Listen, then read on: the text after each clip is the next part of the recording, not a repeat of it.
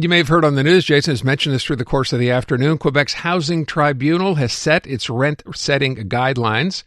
I said that twice. For 2026, with rents in Quebec to go up by about 3.1% this year, which they say closely matches inflation. This year's recommended rent increase, calculated for the first time, however, using a new formula, is lower than last year's recommendation, right, by the town for landlords, which came in at 5.9%. And I remember at the time looking at that going, wow, that's a big, big hike. But we're hearing from groups now, tenant groups, saying even this one now at 3.1% is just going to make life that much more difficult for tenants. Amy Darwish is coordinator of the Comité d'Action de Parc-Extension. That's a tenants group there in Parc-Ex, and is on the line. Amy, thank you so much for the time. So people will look at this and go, well, it was 5.9% before. It's only 3.1% now. Why is that still not good enough? For many tenants, it's still much too high. It's important to mention that the new calculation now pegs rent to inflation, and then when you add in insurance and variations in municipal taxes, what it actually means is it guarantees that rent is always going to increase at a rate that's higher than inflation. Beyond that, many tenants are already struggling to make ends meet. We're already reeling from the rent increases last year, and this is likely to be too much for many people. Beyond that, the calculation also has a much higher rate for renovations. It's now at 5%, which is completely unheard of. What we're worried is going to happen is that many landlords are going to use that as a pretext to renovate tenants, and even those who stay will end up seeing construction costs passed on to them. Can you just go back to that last part about, that 5% now for renovations? How is that supposed to work? So basically, landlords are allowed to claim, 5% of renovation of 5% of major work that's done in a building. Right. And the other thing is that the list of what's considered major work in a building has now been expanded. Even little things like painting an apartment, installing an electrical outlet, that's now considered a major renovation. So that's going to mean a lot more repair costs that are going to be passed on to tenants. So this was not part of what was allowed before up until the new rules now take effect? Landlords were able to claim construction costs, but it varied per year and was often much, much lower than 5%. Okay. And I mean, obviously, whenever we talk about this, there's two sides to every story. I understand that obviously for tenants, this is going to be a lot. But there are landlords who are saying this is still not enough. So what do you say to that? I would say that you only need to look at the record high increases to see that that's false. In our neighborhood, for example, according to the CMHC's report, this year rents have gone up about 30% over the past 2 years. In fact, much higher than what the increases allow for.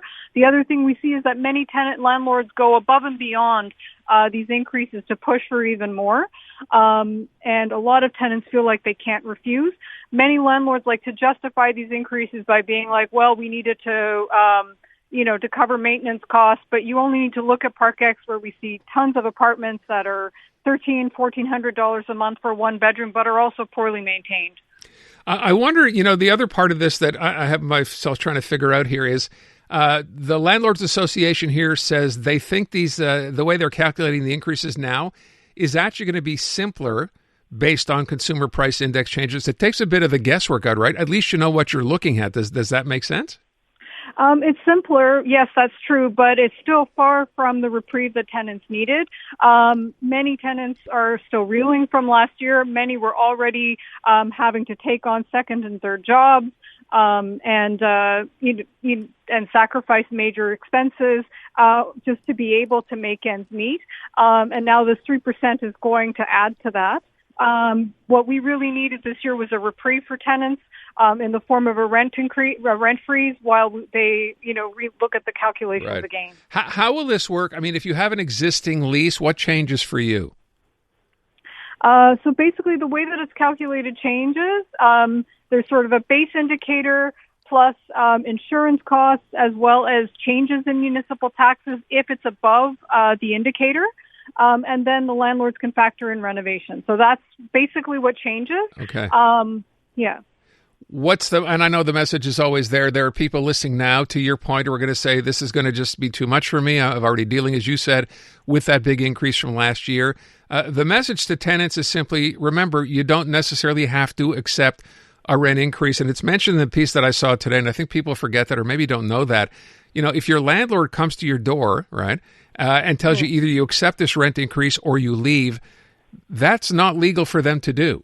Absolutely not. Many landlords will approach tenants being like, either you accept this increase or you get out. That's not the case. Tenants always have the right to not only refuse a rent increase, but to stay in their apartments.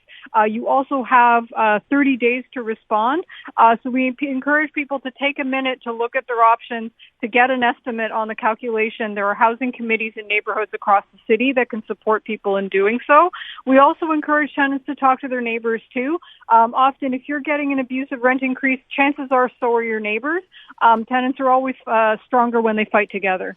All right. The last thing I would ask is, if you mentioned Parc-Ex, and understand that's where you are, are there other areas of the city where this is not as big an issue? I had someone on the other day making the case that rents have actually come down in some parts of the city. So is this relegated to a particular part or parts of Montreal? I would say it's the opposite. I think what we've seen is that the housing crisis is kind of everywhere now. It's not only just in major cities like Montreal, but across Quebec in general. There are definitely a lot of apartments that are sitting empty, but that's mostly because the rents are just too high. We've seen it skyrocket in neighborhoods across the city, which poses an additional problem for tenants. If you get evicted, if you lose your apartment in your neighborhood, it isn't necessarily possible to find somewhere cheaper elsewhere. And I'll just close by letting people know if they do have an issue, they don't know what to do, maybe they're kind of, at a situation where they don't know how to fight back or who to deal with, they can always get in touch with you? I would say that, there are housing committees in neighborhoods across the city. Okay. To contact their local housing committee. They can help them to estimate the rent increase and look at their options. All right. If they don't know how to do that, you can direct them there should they end up calling you, right? Yes, absolutely. Right. Or they can also call RECLAC, who are the committee of housing committees as well. Amy, thank you so much for the time. Appreciate it. Aaron. Take care. All right. Look, you know what? It's one of those things. There's no winning here, I guess, right? As I said, landlords will say it's not enough. They're saying now, of course, it's too much, especially given last year that it was up to 5.9%. The one part of this that I didn't understand, which she mentioned, is the idea now that if you're a landlord, even for something simple like changing an electric plug or just painting a little area, that now counts as renovation. So see where that goes. That seems a bit odd. Seasoned gamer or just video game curious? This Week in Gaming is the podcast for you. We break down the latest in the world of video games, from basics to beyond. The hottest gaming news, insight, and industry leaders and more, weekly. Join me, Naomi Kyle, and stay ahead of the game with all the latest updates, even if you're a total newbie. Stream This Week in Gaming on the free iHeartRadio app or wherever you get your podcasts.